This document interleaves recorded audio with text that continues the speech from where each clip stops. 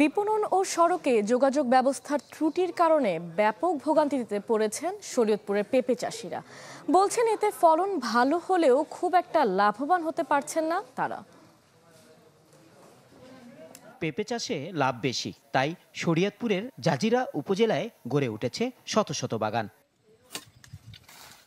কৃষকরা বলছেন এই সবজিটির চাষাবাদে খরচ ও ঝুঁকি দুটোই কম, কারণ রোগবালাই পোকামাকড়ের আক্রমণ তেমন একটা নেই। মোটামুটি ভালো, আমরা লাভবান। ঠিক আছে, দেখা যাইতেছে আমরা মোটামুটি এই জায়গায় 200 পরিবারের মতন আমরা মোটামুটি আছি। 5 বছর যাবত যারা পেঁপে চাষ করতেছে তারা আলহামদুলিল্লাহ সবাই ভালো আছে। 2-3 লাখ টাকা আয় থাকবো 1.5 বিঘা জমিনে আমার।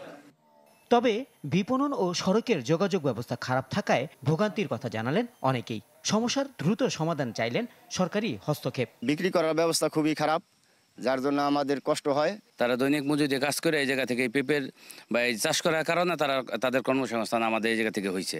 পেঁপের উৎপাদন ও বাজারজাতে কৃষকদের সব ধরনের পরামর্শ ও সহায়তার আশ্বাস কৃষি সম্প্রসারণ অধিদপ্তরের। খুব বেশি একটা পরিচর্যা প্রয়োজন হয় না এবং সারা বছর একটা ফসল হওয়াতে দীর্ঘমেয়াদী একটা লাভ কৃষকটা লাভ পেতে পারে এবং বিঘা প্রতি এটার লাভ অনেক বেশি।